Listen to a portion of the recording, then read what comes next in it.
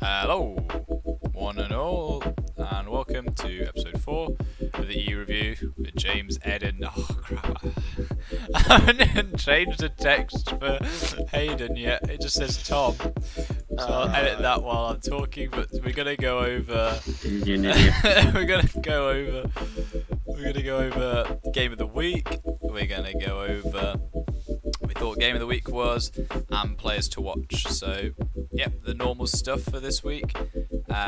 Tom's still not around. We're gonna hopefully get him back hopefully next week so we can review our start of season predictions that we said we were gonna do. So we get into that about halfway through the season, and as Ed was saying earlier, so the first week we're going to see games that are like matchups that we've already played, so we can assess how they went compared to the first time round, which should be fairly interesting. It's interesting as well because we've got Hayden here again, obviously, who came on like not last week but the week before, but we now have a guest who has been here almost more times than one of our our main conspirators, let's say.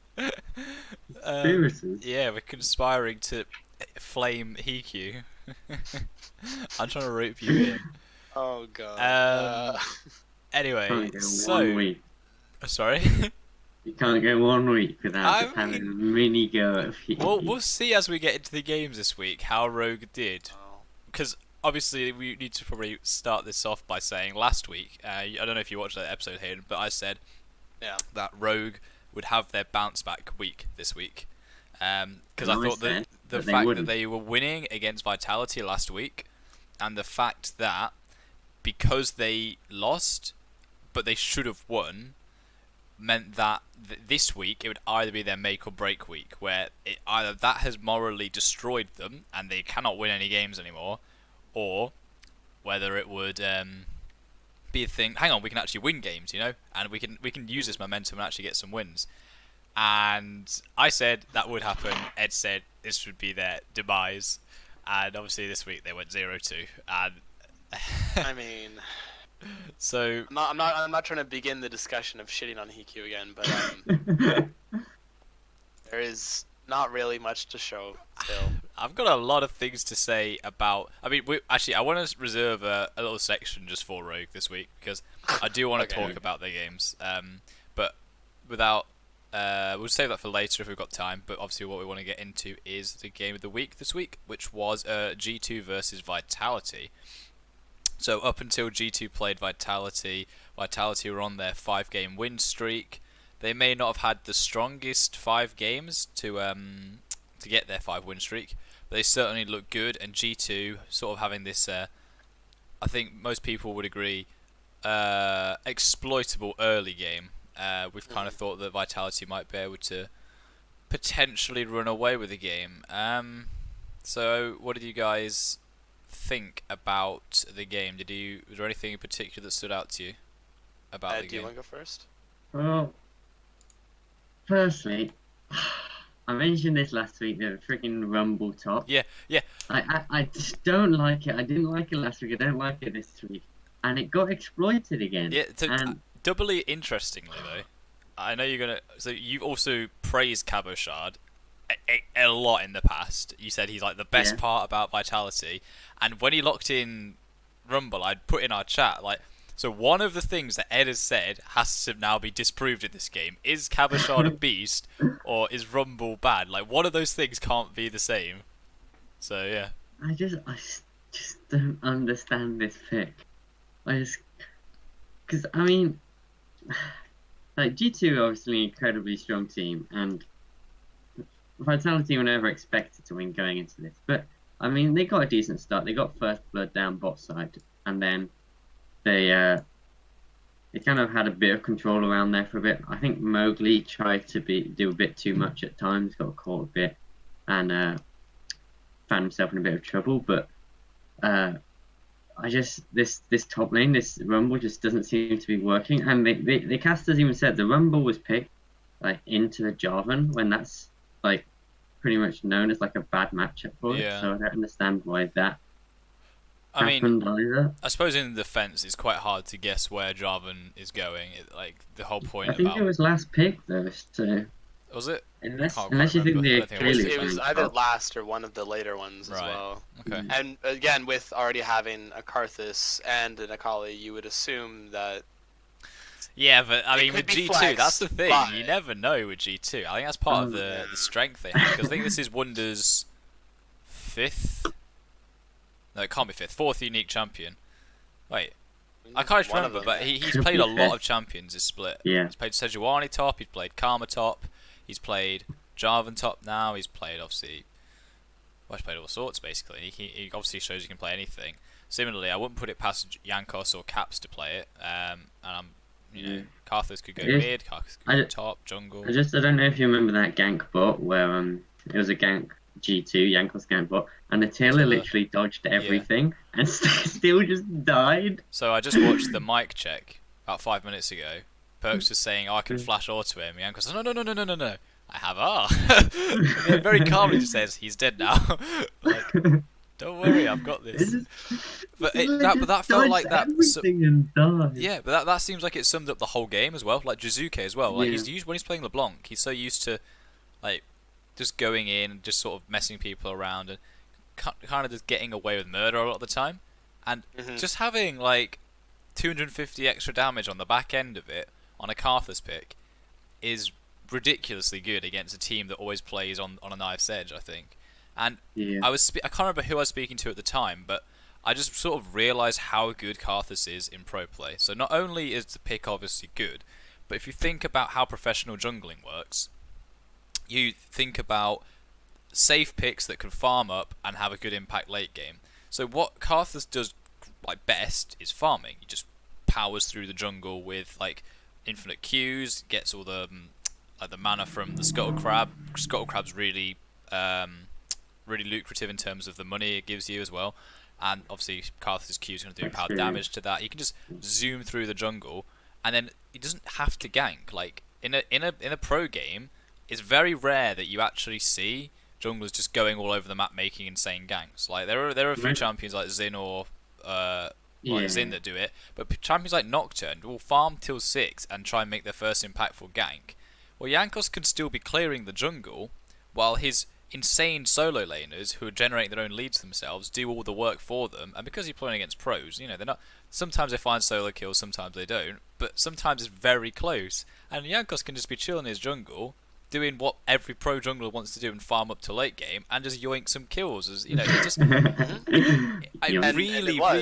it's a 4-0 and 13. Yeah, it's game for him. Ridiculously strong. Because I think every time I see it, I understand it a bit more, and it's like.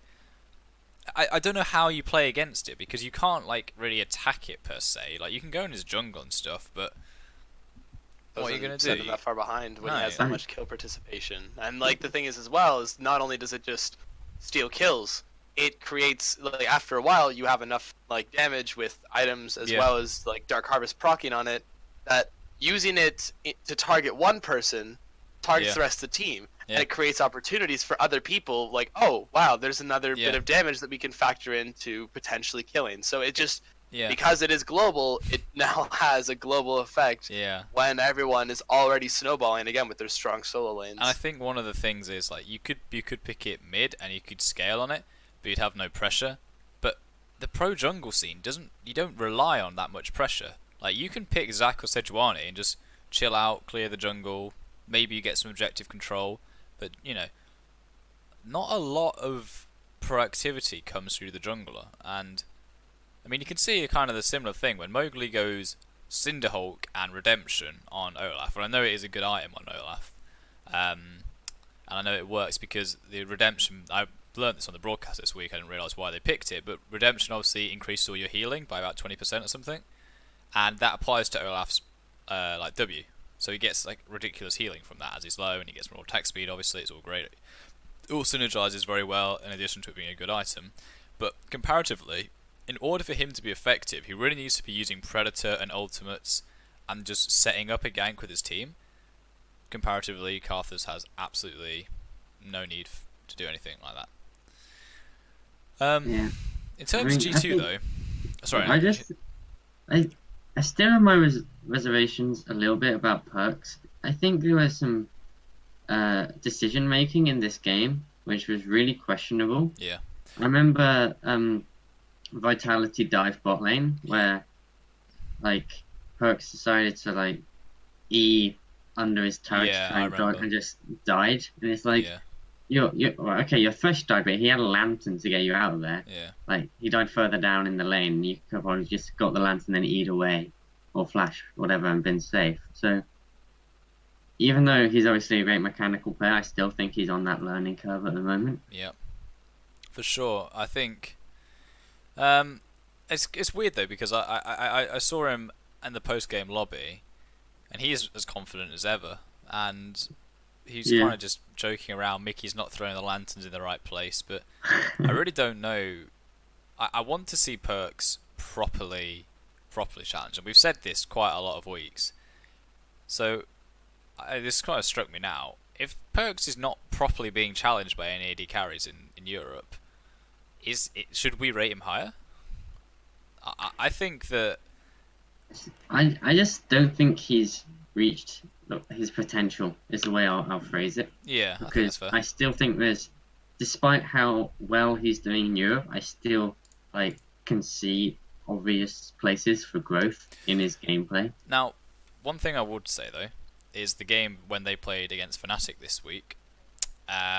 He basically 1v2'd the lane.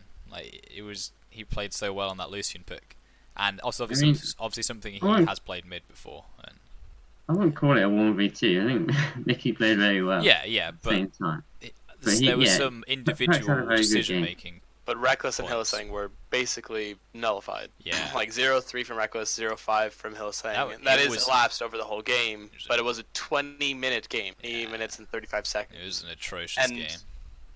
really, though, I think that Perks, I don't think we should rate him that much higher, because I think that he is good at laning, and he is smart with it, and picks that he has played mid, like the solution, he can go even. He can go a little bit beyond even when given some more tools like that, but I don't think he is one to generate the lead by himself. I don't think he's an ADC player that can show his own reign. If you give him a few things, let's say if you gave a few resources to someone with a skill caliber of Uzi or Deft or someone like that, right? That they are very clear in what their strengths are and they know how to pursue Yeah. that. Where I think his perks is he's getting there, but at this point, it's not something that's excelling at an alarming rate. The only thing I would say about that is natural with the AD carry role. Even the players you mentioned, the people that you regard as your best AD carriers in the world, are not doing that through their own plays in lane. They're relying on their team to invest a huge amount of resources into bot lane, and the fact that perks can do this generally untouched, I can't. After these 4 weeks, I can't really recall Jankos really camping bot at all. The Fnatic game, he did visit bot a lot, but that was sort of just to snowball a lead that Perks already created. Yeah, and there he wasn't can kind really of do anywhere else these. for him to go. Him and Mickey can win these lanes on their own, which I think is fairly impressive. Mhm. And obviously G2 is just becoming more and more strong. So in terms of game of the week, though, again, Vitality, as I mentioned last week, were part of the group of people that have been selected for game of the week this is now their third game of the week in 4 weeks. Or they've been part of 3 game of the weeks out of 4 weeks, which is crazy to think. But they're obviously a very exciting team to watch. Yeah, Do you guys exactly. have fun watching this game, though?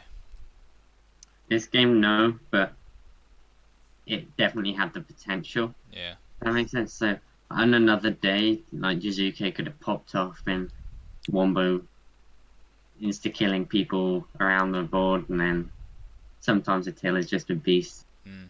So and sometimes Cabrishard isn't on Rumble. Yeah, I was when gonna they- say. That'll be my next question. What about you, Hayden, though, first? You enjoy watching the game or not? I did for some of the early game. Then after a while, it was very clear Yeah. what the outcome of the game was going to be. But I think what makes Vitality, I'm not justifying why they've been in so many game of the weeks. I think what makes them very fun to watch, or why they're consistently picked for it, is that they are a very volatile team. Yeah. That they can really get leads from almost anyone, again, without a rumble pick. But like I do think that they have a lot of like volatility to the team, that like there is so many different pieces that can show up on any given day. So I think that's why it's so highly regarded as game of the week material. Yeah. This one, it was game of the week for maybe about the first 10 minutes, but the first 10 minutes of a game are not really that eventful to begin with. So overall, I'd say no, I didn't really enjoy it. But again, like Ed said, it did have potential. Just didn't really deliver. Okay, fair enough. So for me, like, I think this game was fun to watch until Carthus pressed R.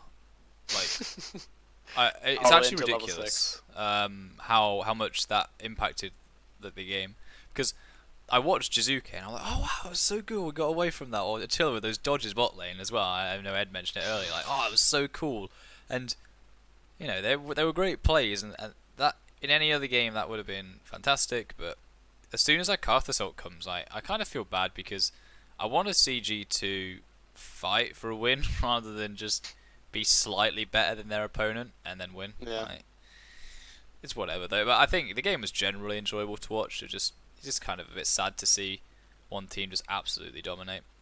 So I've got 2 questions, and I got one just quick one. Now that Caps has got a Kaylee removed from his champion pool, who is exceptionally strong, probably, I'm assuming because of the nerfs of the next patch. Okay. Does that hurt G2? The fact that because they won't be able to draft as many winning lanes now, because Akali was basically your default, right, we've won this lane pick.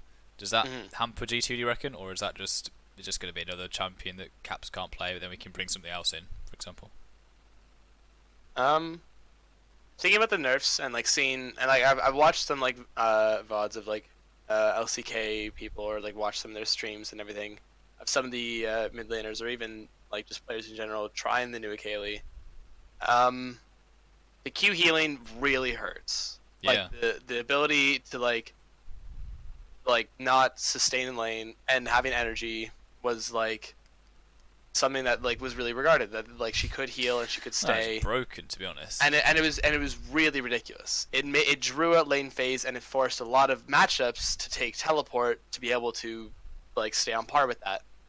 That is something that she loses. Unfortunately, maybe that you could take it with teleport and just maybe try to get that out of the laning phase, but I think the W changes, that does hurt. That hurts a lot, because a lot of the kill pressure that you receive when you hit 6 or when you have a ganking jungler is that you can do that. You can go for dives like that with some amount of safety with your shroud.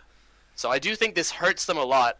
I think it's slightly viable, but the way you would have to go about the lane phase is something that would have to be like very well executed. Yeah, okay. I just Caps just has such a big champion pool that I don't think the removal of any one champion can really affect him.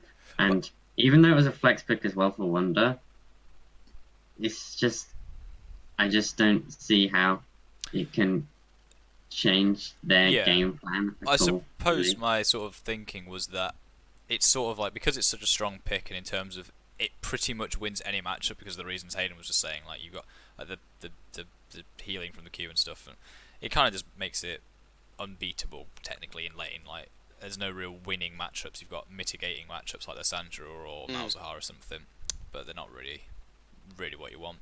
I just sort of wonder whether taking a champion that strong away from G2, like obviously I don't doubt Caps can play something else, but does it not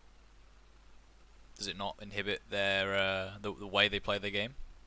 So I think it does inhibit a little bit of it though, because like we have said, Caps does have a deep champion pool, but out of how many games have they just given him a Akali and then had that show up? Like in some matches in the past, like I believe the last time that I was on the show, the game that they won, where basically it was, where like Caps literally just saved the game by having that pick. Like I think that this has become a very comfortable thing for them, and I really don't see how it doesn't keep getting banned. Like, there's a lot of other powerful things, but still, I think that this does have to change their strategy, because I think they're becoming really comfortable and really reliant on it with the number of times they've picked it. Does it force them to change what they're doing? Yes. Are there still things like Yankos on Karthus and Perks and Mithy just having a winning lane that still affect like things in general? Let me suggest something to you. So now that we don't have to ban Akali, let's presume that Akali doesn't need to get banned. Now we can ban Yankos' Karthus. Yes or no? Do G2 look weaker? Actually, I would change the question. Do they look beatable? I think they have a weakness that is showing now. Yeah, I think there's like a little glimmer, like a little like chip in the wall that they've just kind of like removed. Yeah. Like Riot has like this little sticker of Akali and Karthus, and they've just kind of peeled that one off. They're like, you can take it away now. This is their little one spot. You know, they're like, okay, you know, the storyline's not actually supposed to go like this. They are beatable at one point. But I do think that it does force G2 to adapt and force to go to like one of maybe their backup strategies or one of their less rehearsed ones at this point. But it's all dependent on whether or not they realize that. Yeah. I think that they could very well still outdraft some people with deep champion pools from both Wonder, Caps, and like the rest of the team. But I think, like, yes, there is a weakness showing in their lineup. Okay, what do you think, Ed? I don't think at any point I've said or anyone has really claimed that G2 are like unbeatable. They've definitely shown weaknesses in games, like losing lanes early, that whole fiasco with Excel pretty much beating them, but then not. Look, it's a very strong pick, but for and I understand it's a champion that one of he's probably champion in the games that can legitimately 1v9, like actually win a game by itself. And it suits their style. Taking away that from Cap specifically means that he no longer, as a singularity, has that absolute possibility of just carrying the rest of his teammates. Okay, he still has possibility, but it's slightly harder because I think Akali is probably the best champion, or at least the best champion in the mid lane right now for 1v9ing. Yeah. But I just think this G2 team is too good to let something like that at all affect them. It wouldn't surprise me if they like already had 10,000 different strategies in there. Well, not 10,000, like tens of different strategies without Akali for if Akali got banned or whatever already. And I just don't think it can affect them really. I mean, we know Caps can play about anything. I was really expecting him to play something juicy against Fnatic. He played the Zoe, which is more kind of annoying, really. Yeah. But I wanted the Wukong to come out just for that. Yeah. Bring it back. Or the Kane that he played again. I don't remember. He inspired me to give it a go, and I realised I was actually just feeding, so I never played it again. He's shown he can do that on so many champions that. Mm-hmm. For me, it's what is taken away is the opportunity to have it up as a flex pick, because Wonder has also flexed to it in the past, so it's not just a Caps pick, and then it just kind of lowers the available meta flex picks. Mm-hmm. But other than that, G2 are just such a strong lineup at the moment, and I just want to see the first team break them down to see how they do it. I mean, we saw XL break them down temporarily, but I think you can even argue G2 have got better and learned from that almost loss. Yeah. So I just want to see, because I'm interested. It's like, do they take it to them early game? Do they try and outlane them? Do they try and outdraft them or outjungle Yankos, make him irrelevant, or do they, I don't know, splice it up, like take it to their late game, like just don't lose within the first 25-30 minutes and then play the game out from there? So that's what I'm really interested, and maybe this will change the way it works, but G2 looking so damn strong at the moment. Okay. I want to stay on this game just for a few minutes because I've got just a couple more questions for you guys. And one of them is in relation to the Rumble pick. Would this game I'm sure I'd be passionate about this. Would the game look different though if there was no Rumble? Probably not. Okay, look, obviously it's going to look a little bit different because it's not going to be the exact same. But we know Equalizer. Of course it'll look So, different. It just picks I up. remember G2 won in not just the top lane but also all the other lanes. Yeah. And this Rumble pick only, if you look just at the micro, is only in one of the 3 lanes. You still lose 2 others. I mean, there was a very important skirmish in the G2 Blue. I don't know if you remember that. Yeah. Where Mowgli was caught by Wanda. Oh and then Caps rotated, and I think he got a double, or they got a 2-for-1 trade or something like that. And that was pretty early when the Rumble was still weak. And maybe if they had a stronger laner, like an Aatrox or something, because Aatrox was open that whole game. Yeah. It was, yeah. Kennen was open as well. Yeah, Kennen. If they had like that, then maybe they would have won the skirmish, or they got out even at least. But they kind of, you just beat them. You just beat them so hard. Yeah. Well, not as hard as they beat Fnatic, but 7 minutes different. I mean, even without the Rumble, you still have this Cap's insane damage. I don't know if you remember that 1v1 he did on Jizuke, where Jizuke got 3 hits and then Cap just killed him in 1. Yeah. and then just the Yankos ult. Yeah. For me, Cabo's been a great player. I mean, I've been impressed by him, but he would have taken something above what I've seen for him to change the outcome of that game. Would have taken a Faker and a Huni play, right, with the Rumble. They should have taken the Sylas. Get onto Sylas that's later. My point. My point about this is that I actually don't think it would change anything, because the way the draft was set up, the bot lanes and the mid lanes were picked in the first phase, and on the side of Vitality, they banned nearly 4 potential top laners then. If we're including Sylas as a top laner, which it was used as predominantly. Yeah.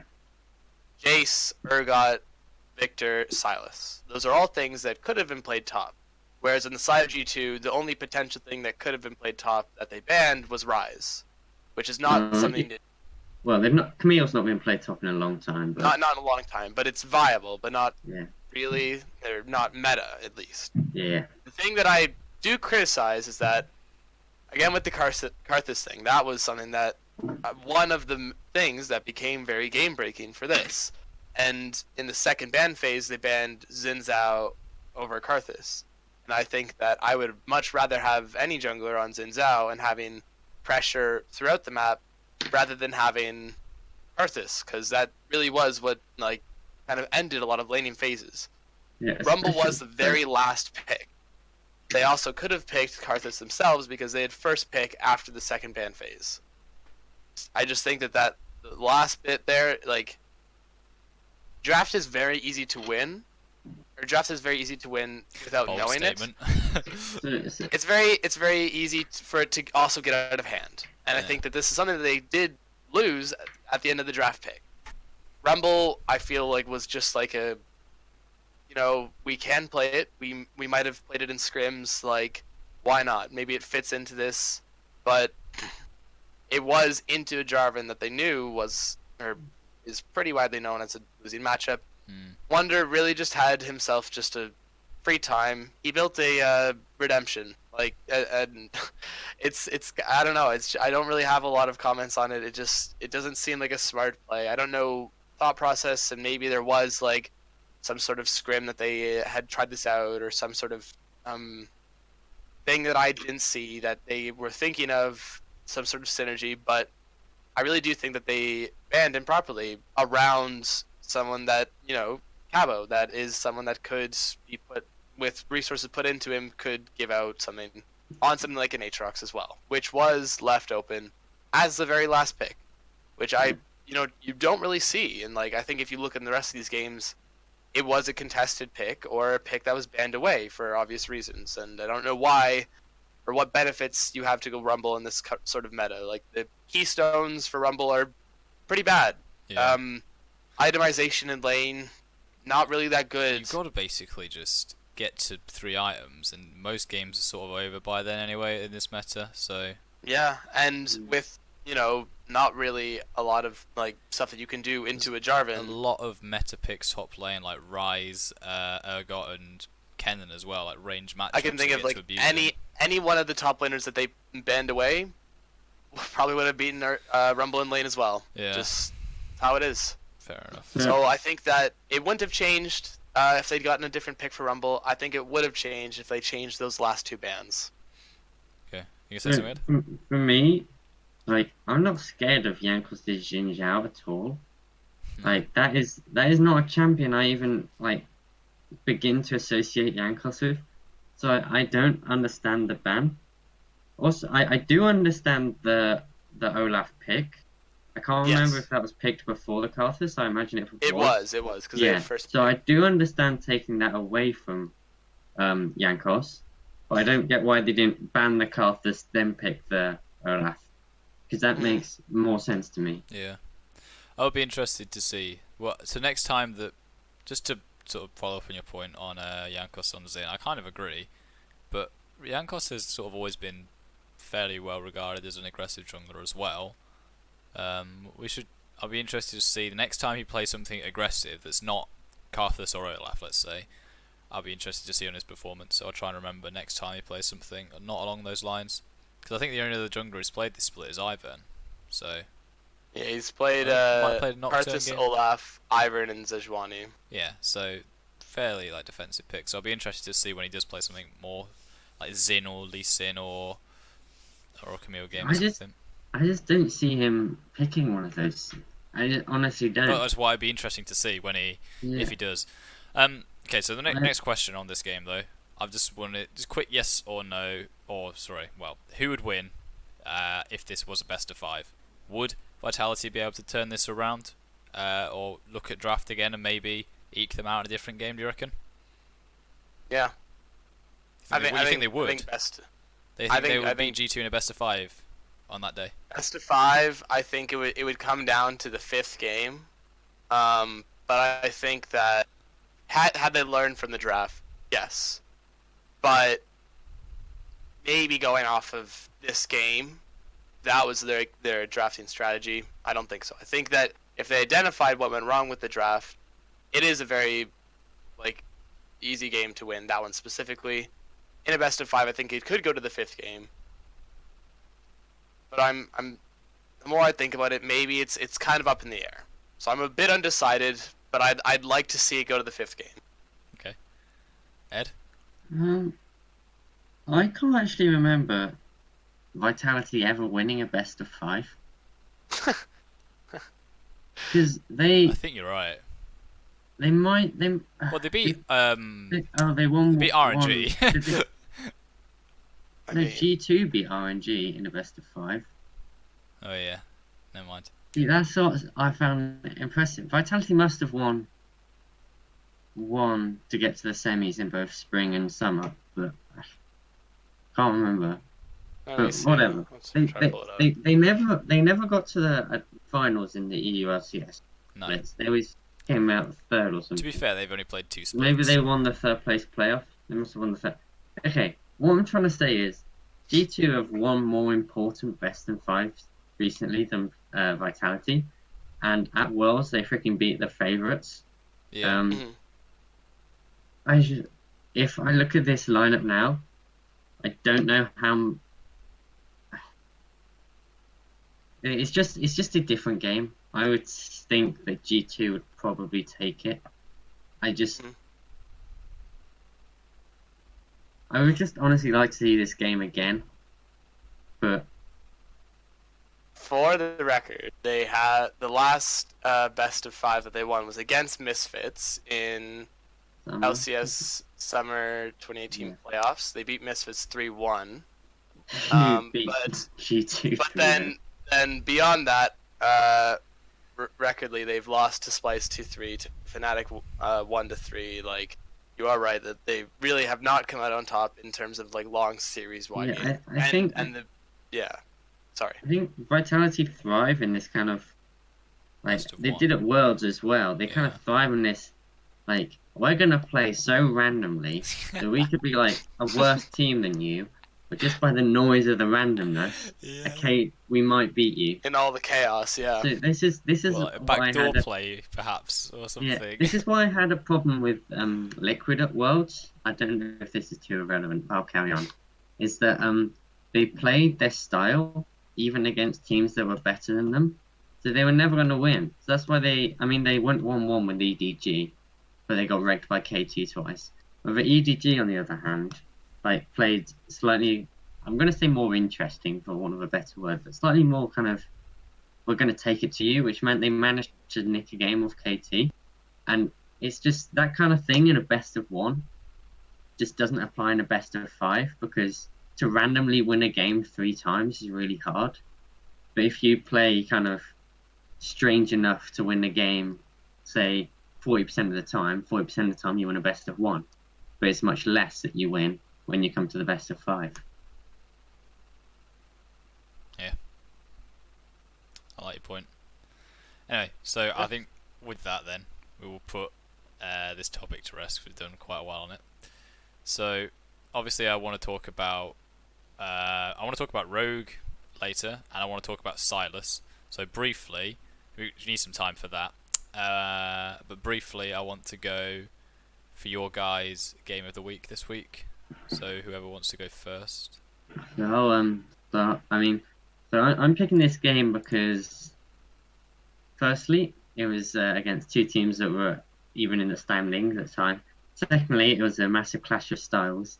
And thirdly, I like Splice and they won. So it was the Splice Misfits game. Yeah. It was the 45-minute slobber knocker. I found this game really interesting, more than great to watch, because what I saw was, I think Misfits played the map better. I think they got like 3 Barons or something to Splice's none, or like 3-2 or something. I don't know. They got more Yeah, Barons, 3 to whatever. none. Yeah. Yeah. So they played the map better, but Splice just won the team fights. Yeah. So it's kind of like this Interesting. clash of kind of Misfits understanding how to push the lanes, how to create pressure, how to do that, and then Splice just, when they get the opportunity, taking those team fights to them and coming out on top.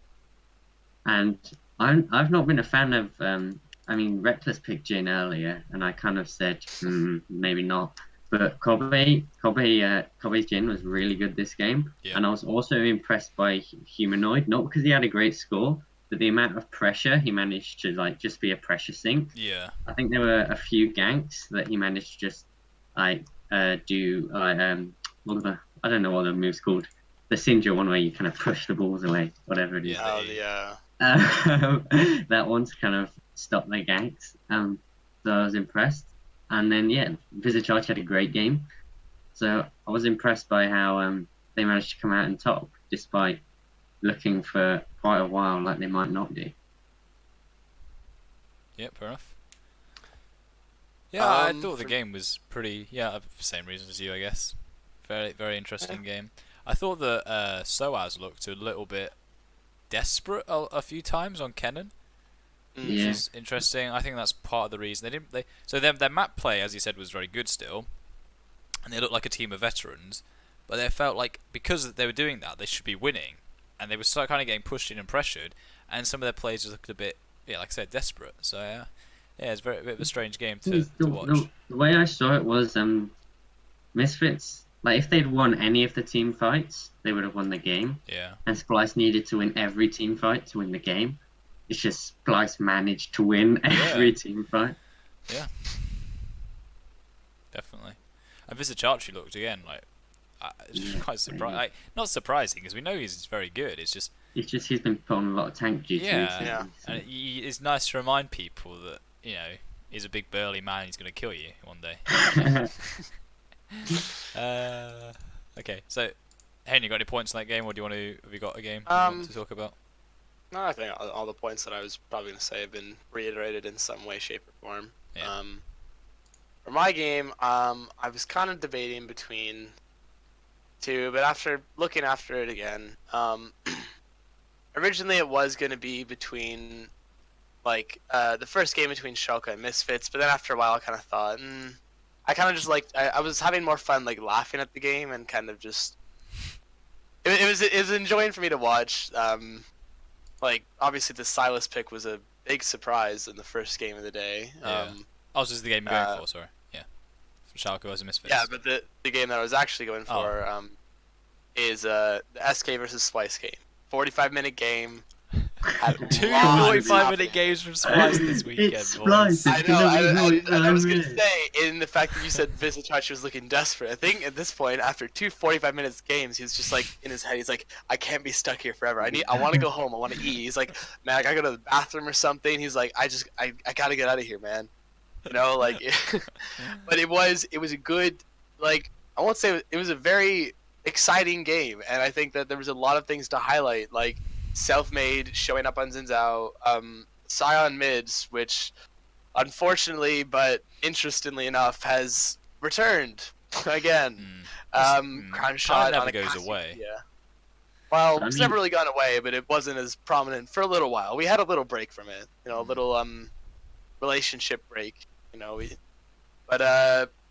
You know, Humanoid and Kabi like doing really well on the side of Splice. Like, there was just so many points where I think this was the game that we were watching it together, and I was watching it in real time, and you and friend Alistair were watching it 3 minutes behind, or not, like 8 minutes behind, and so you guys, that's when you guys had started watching it, and I'd be like, oh my god, it's still happening. You're like, wait, so it doesn't end in 8 minutes? It doesn't end off. They won this team fight. How are they not ending off this? Like, it was just, like, I won't say that any team really played better than the other, because it was.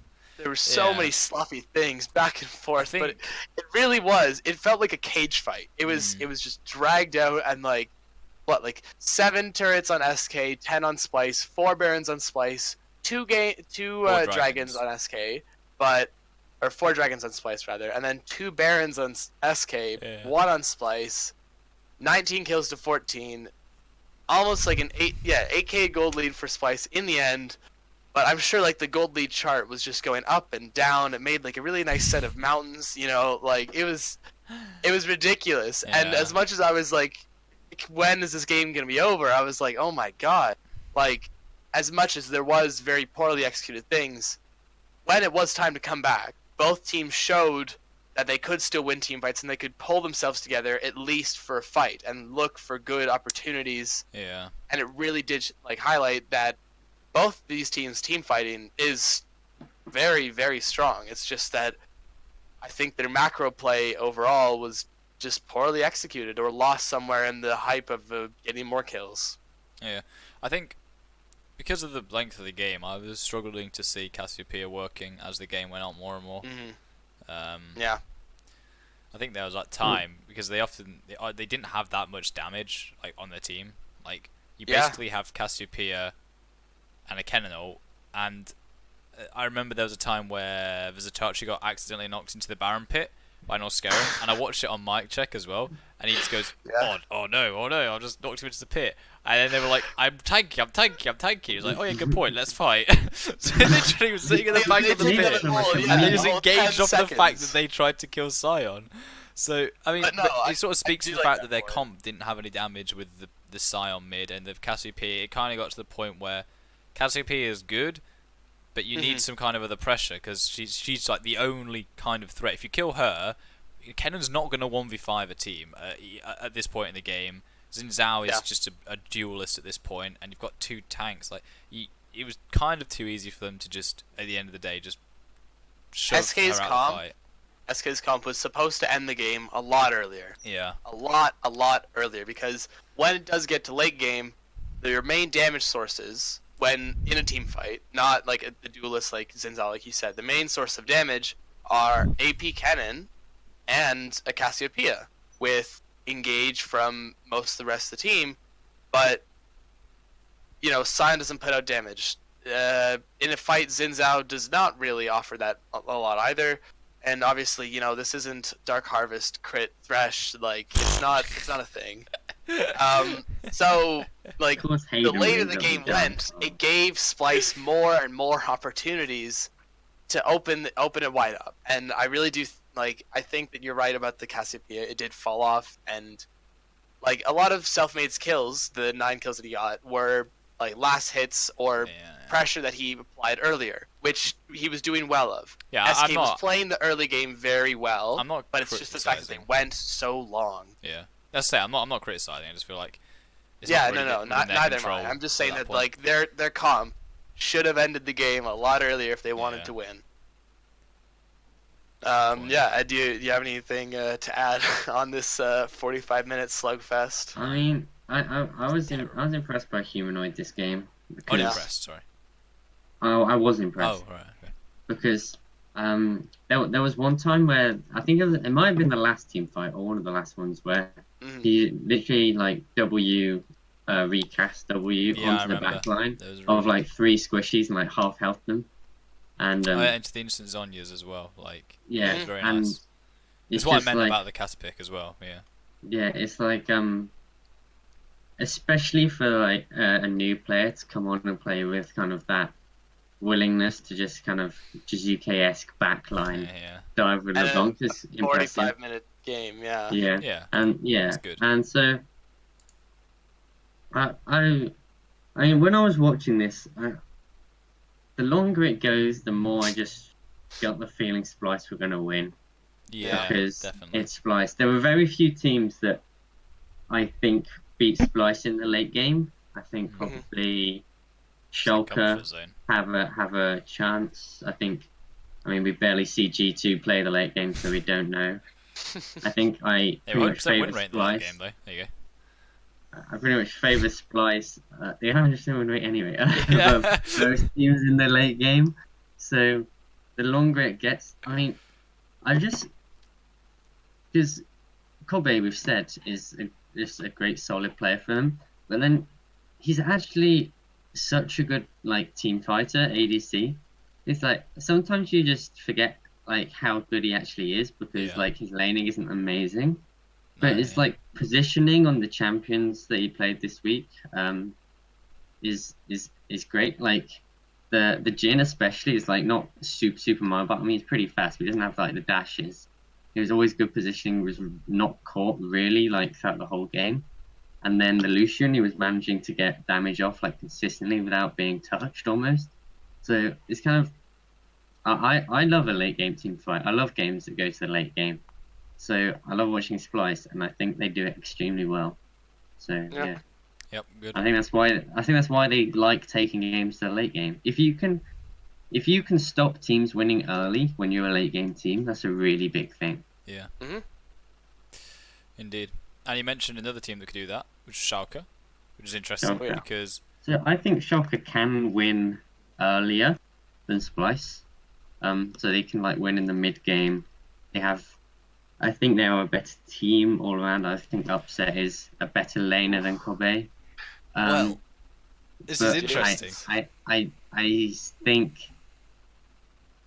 think Schalke go toe to toe with them in the late game as well.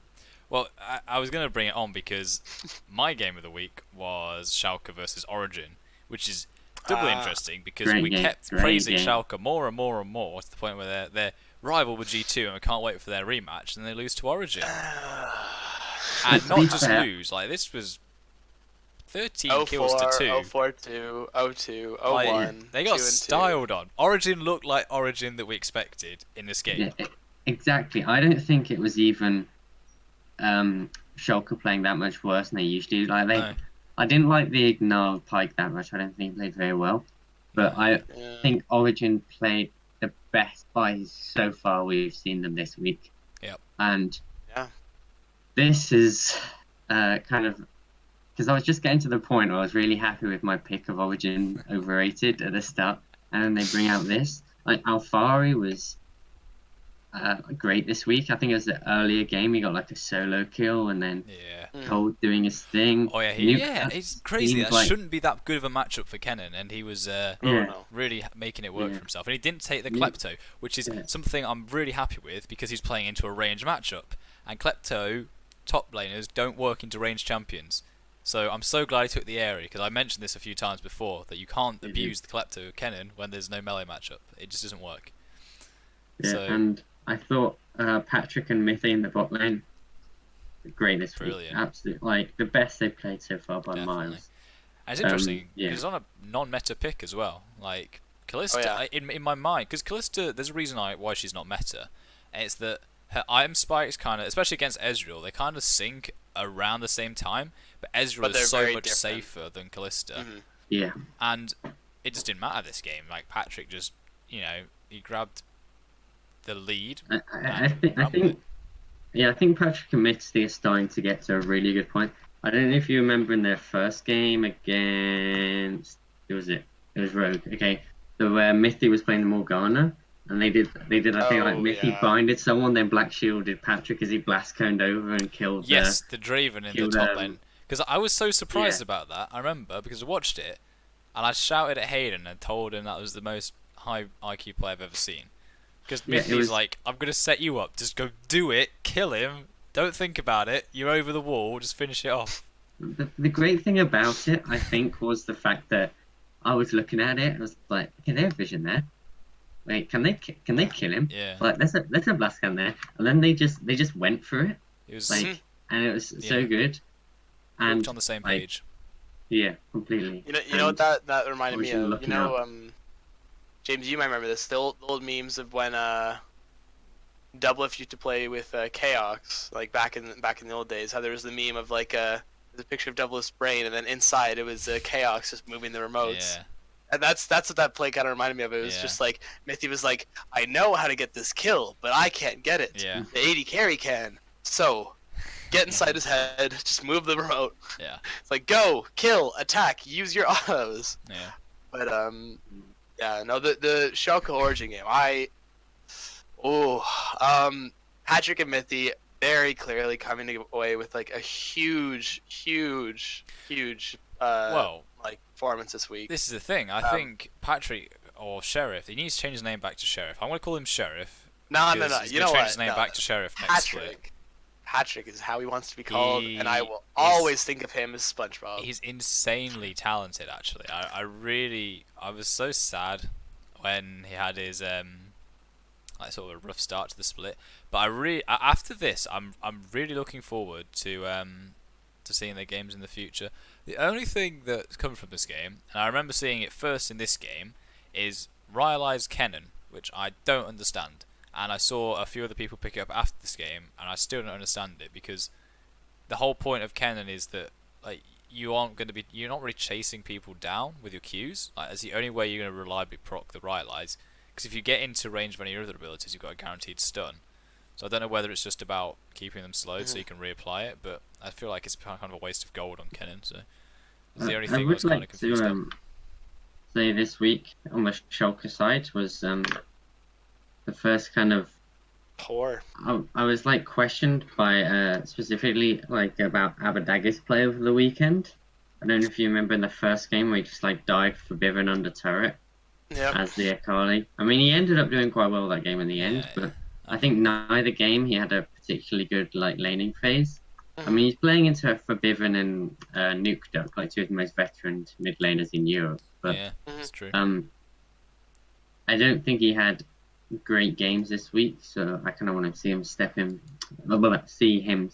back up. Yeah, in the weeks to come. I think something I would like to say on that is that he doesn't have to be stepping up immediately next week, but we've seen him have fairly decent high highs so far, and if this is his low, then that's not really an issue. I think he's not. It's all about development over a whole split, especially for the new rookies, and he needs to have bad games so we can measure him. Really, there aren't many players that get to go games without bad games, and I still don't think he's like a liability on his team at this point. So I think that's fair. No, I agree. I agree with that. The only other note I was just going to say really quickly was just Odo looked very poor.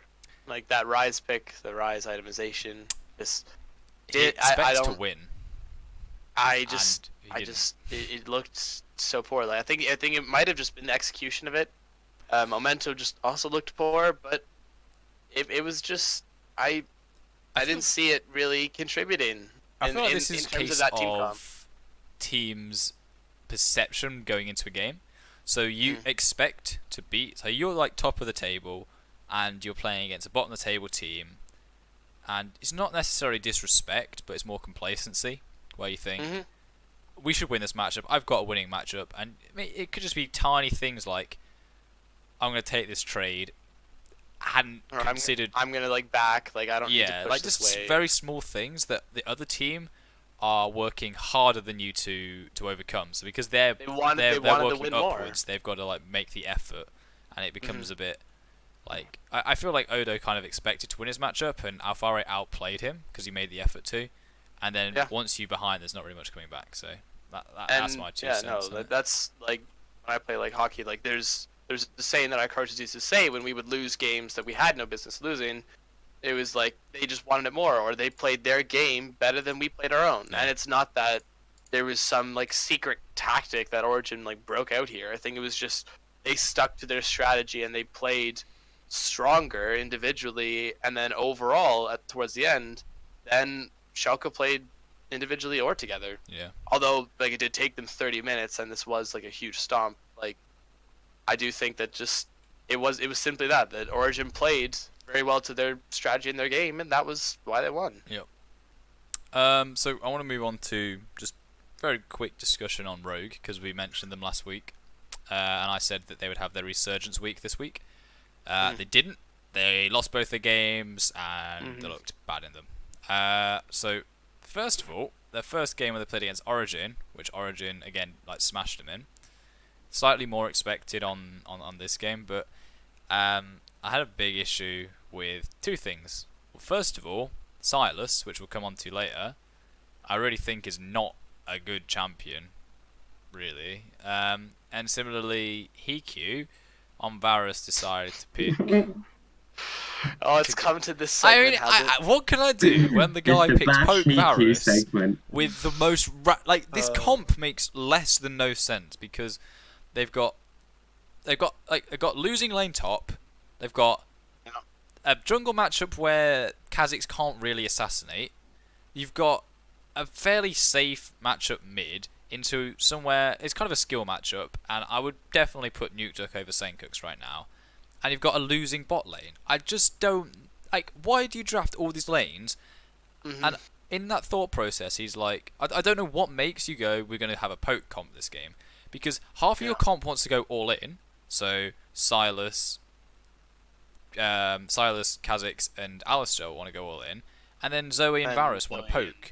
But almost that you have then no front line, because you've got an AP top laner, AP mid laner, you've got an assassin jungler. Like none of the comp works together. You've got like a random early game champion that doesn't have any winning lanes, so he can't pressure his early game advantages.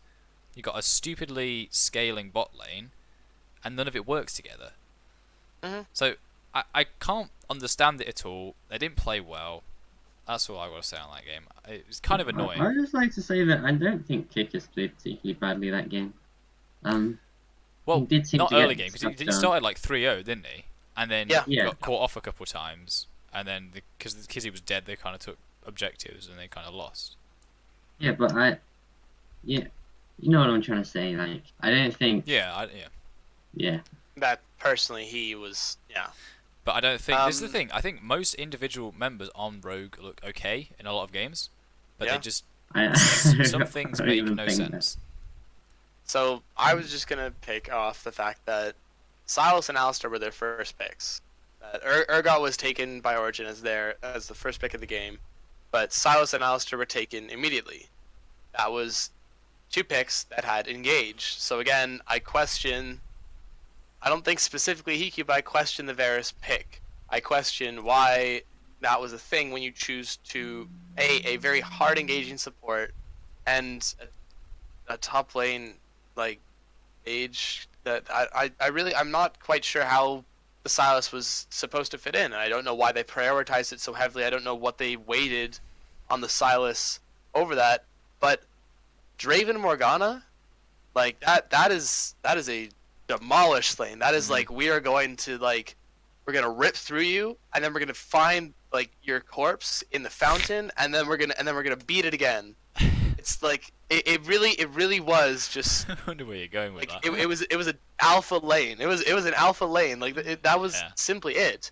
And they had so they pick Sylas and Alistar. They see Draven Morgana, a very strong lane. Now at this point, they already have engaged. So I don't think there's an ADC that matches with Alistar that beats that lane. So maybe their thought process was, okay, well it's a losing lane. Let's just take like the farm from afar. Well, maybe pick something safe. Let me suggest though that I don't think Varus necessarily is a bad pick.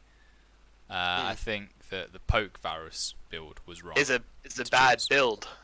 I feel like it makes no sense to. I've not seen it come like for so long, and bot lane as well. It just makes no sense. Like if you're gonna build a comp around that, you want some consistent damage. You have like a threat, like well, especially to go through Nunu and Urgot. It baffles me. It really baffles me. Team comp. I think this one, like Origin won this one with their comp.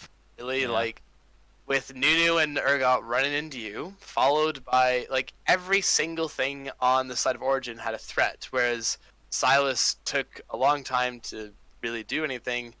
Alistar could only really go in. Varus needs more items to be poke ready.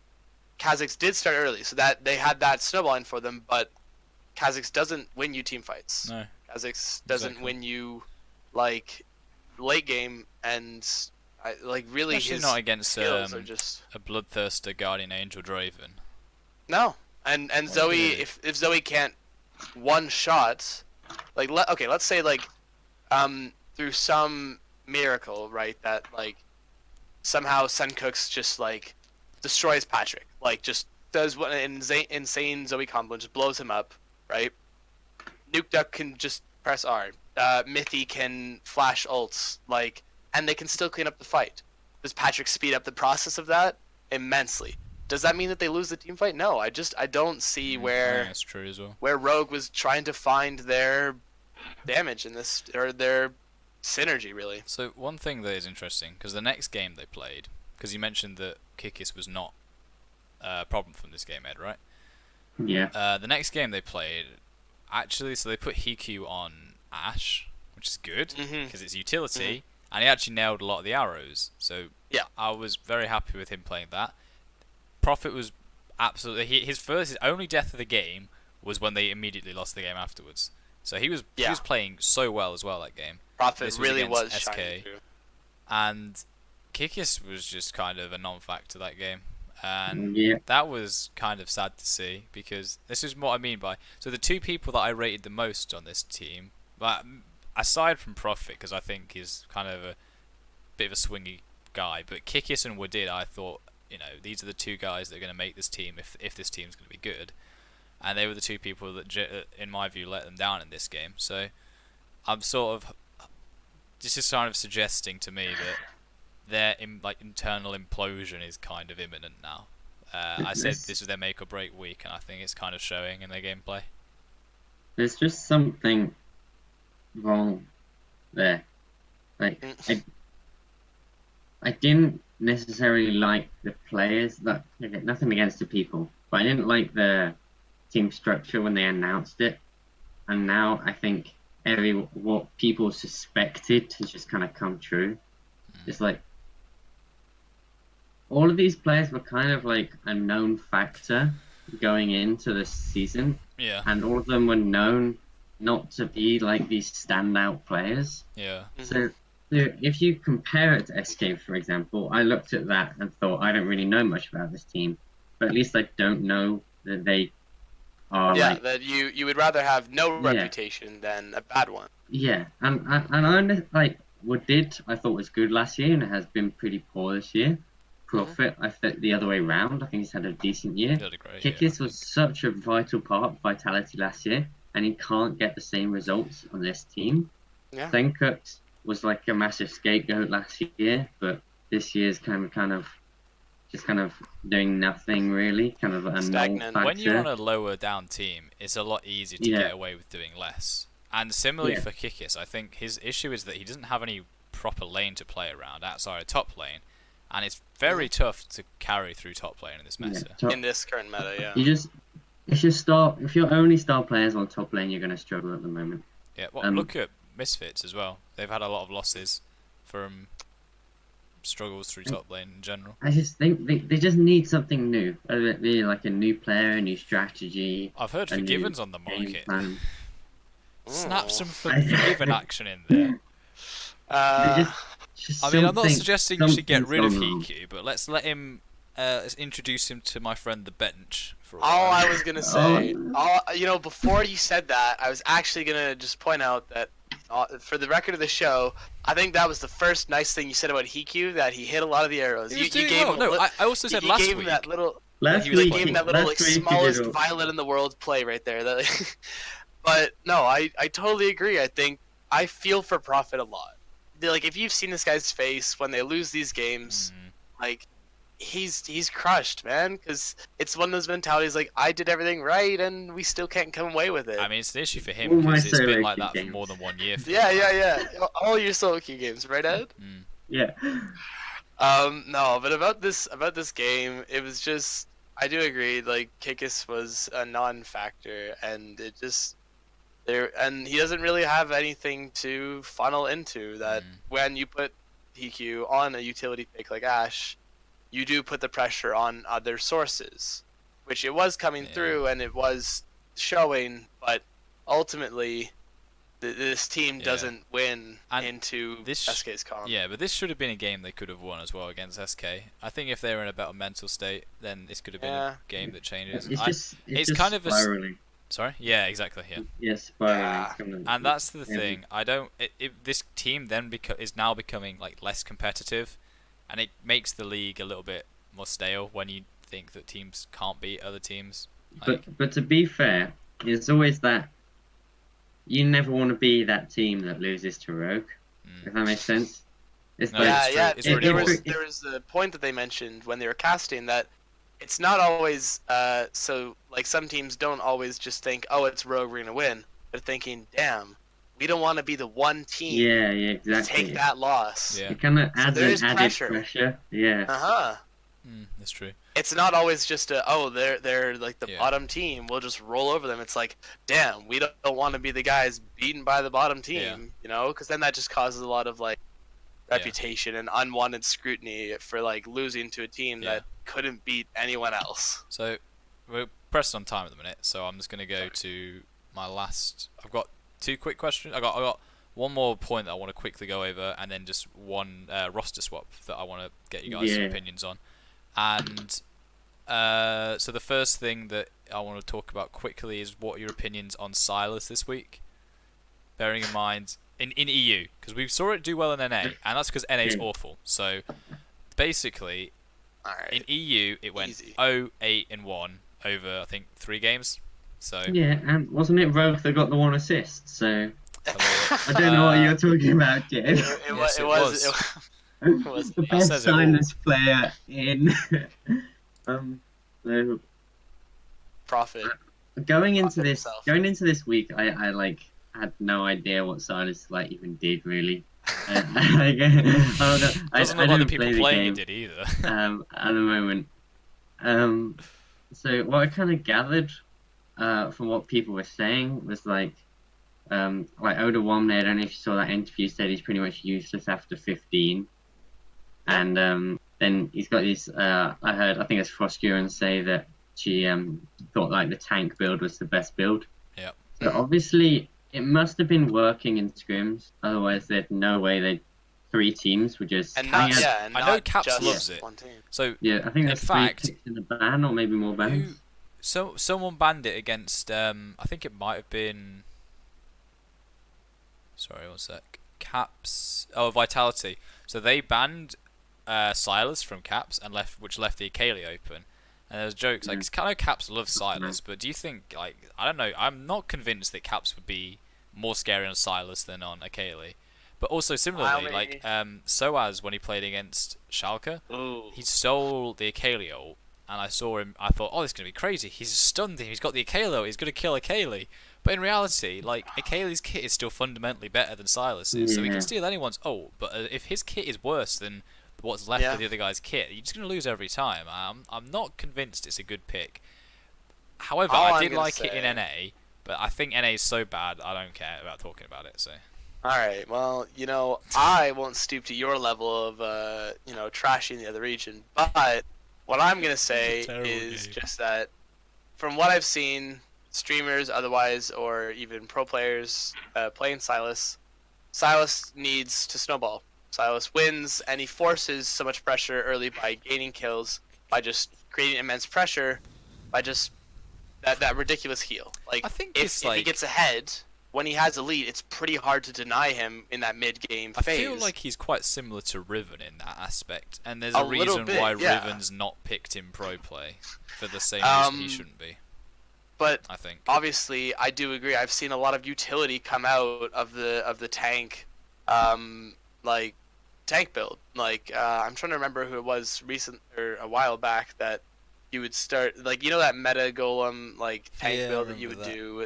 I love there were some people that came out from that you were like, how would they ever? Why would you ever build this like that? And you're like, oh wow, it's just ridiculously stupid that they're still tanky and yet have high base damage. I think he works like that. His kit has a lot of CC, and I think the strength of Sylas lies in the fact that in a matchup where your kit is pretty much even, like you were saying, having the ability to steal your ult gives Sylas the advantage. So the time that I've seen him, the only time that I've really seen him lose it in a lane and then steal their ult and win was when I was watching. I think it was it must have been someone. I think it was someone from TSM was playing against the Jace. They stole Jace's ult, and not only did it give them the ability to transform, it gave him the ability to use an EQ combo. It gave him all of Jace's alternate kit. So I know, he did his whole thing, used Jace's alternate kit, and then went after him. That's the only thing that I saw really winning. But I don't think that AP Sylas is a solo queue pick. That's my conclusion of it. And the only time that Sylas actually went even and didn't die 4 times was when Exile picked it and Expect went 0, 0, and 0. But he didn't die. He didn't die. He didn't go 0-4 Yeah, both of the picks went 0-4. I'm just saying that statistically, the tank build didn't feed. So Expect is the best Sylas in Europe. I think Expect's the best guy in Europe. He's so nice. But anyway, speaking of XL though, this is the roster swap we've got this week. So they're dropping the mid laner Exile to their academy team for this week, and then they're bringing up their academy mid laner for this week. So I don't really know a lot about the guy, but it's Special, right? Yeah, is his name. I've not heard much of him at all, but I imagine the main sort of rationale behind it is because the casters keep calling Exile XL, so they're just trying to just to get rid of the confusion. So honestly, I've already got not much to say about him, but I think it's interesting because I think that Exile was probably not the weak member because he doesn't look bad per se, but I think it's definitely the one member they want to change because if Special works and can shore up weaknesses that Exile definitely had, then Exile could be a very, very good team, I think. Yeah, so I'm kind of in this point with Exile where I've not been overly impressed, but at the same time I think they've been doing pretty decent. They've had some losses, but they've also managed to do alright against teams I wouldn't expect. Yeah, they look good in their losses a lot of the time as well. We're just trying to find out their games this week, but I don't know where. So the only thing I'm gonna say is I think the team isn't bad. I don't think they're very poor. I just don't think that they're something exceptional. And the only if we're gonna have a shit talking Hikyu moment, I'm gonna have a little shit talking Kasing moment. Kasing used to be very good, and I think Kasing is a funny person to watch, but I think he has a lot of questionable plays. I really do. I think a lot of the highlights that you see or a lot of the things that you come up, it's Kasing being like, oh no, I shouldn't have done that. And he just kind of laughs it off. He's a very lovable guy, and it's very funny to watch. I feel like You know what he reminds me of? He reminds me of Cutie Pie before Cutie Pie left NALCS. He was kind of just, he was like, well, damn, man, I lost. Oh no, get back on the grind. I don't buy that at all. That's just the way I see it. And maybe I'm completely out of the like blue here with that, but I just think it's funny for me to watch Kasing. I don't know if he's super contributive to anything really on XL, and he seems like a very happy-go-lucky guy, but I think he's a bit of a troll. They're playing Origin and Splice this week, which is really interesting because for me, these are two games that if you want to improve, they're the kind of teams you need to be beating. So obviously they think, because when I heard they're going to make the rosters change, I kind of assumed either they're going to be playing weak teams where they want to see how it goes, kind of put it in, or they're going to be playing strong teams where it like doesn't really matter if they change the roster. Like they're probably going to lose anyway. They're just going to see what they can get. Well, he's going to be playing against a veteran and then a rookie, so yeah, quite an interesting. That's true. I don't know. I think I like the idea of changing. Obviously, Grims must have been going decent with him to change. Also, I don't think XL's been playing dreadful that I was like, they need to change him right now. Yeah.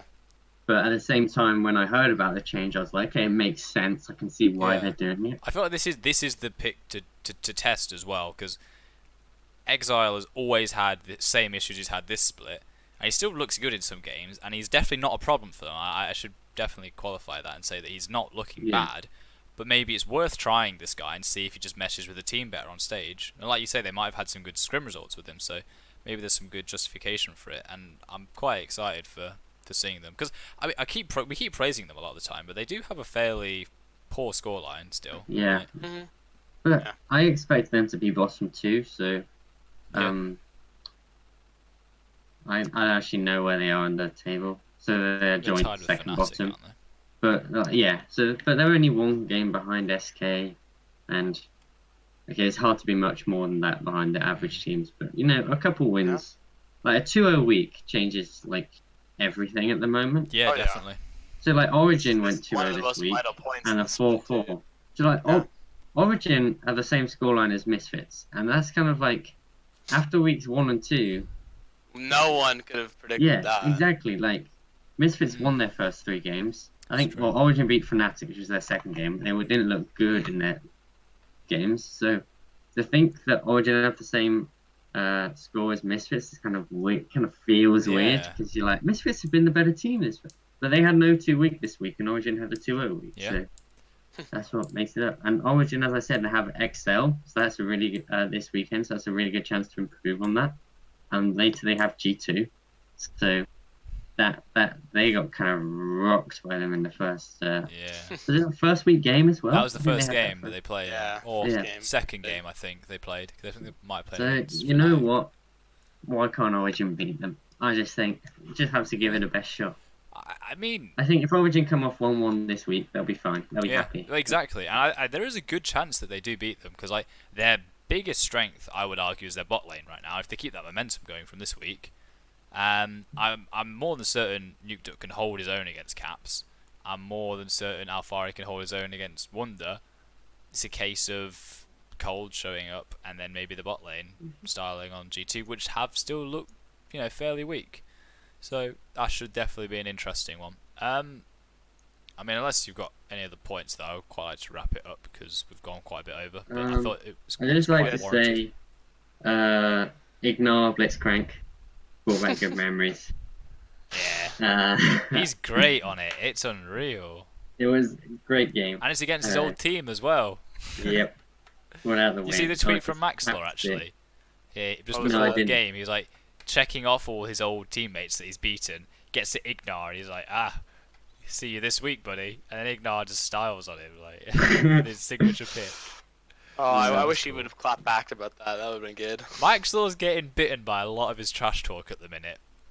I mean, that is just your resident UK, LEC player.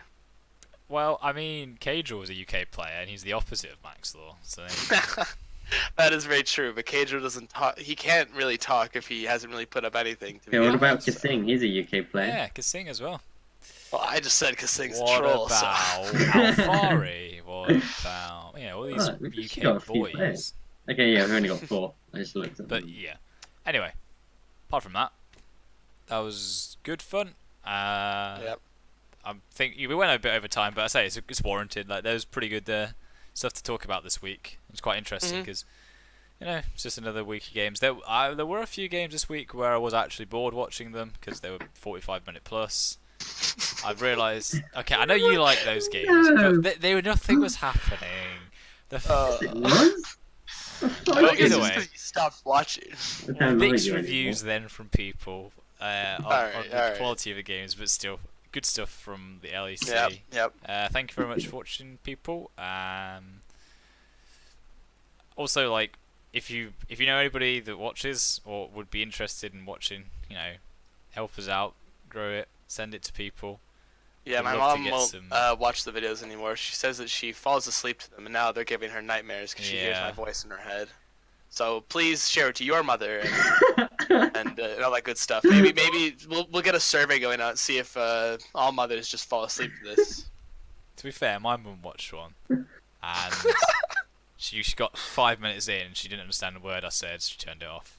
But I like the support, so there we go. Thank you very much, guys. Yep. Yeah. Give us some questions as well. Like, we really appreciate it. We should bring it up next week. So, thank you very much, and goodbye.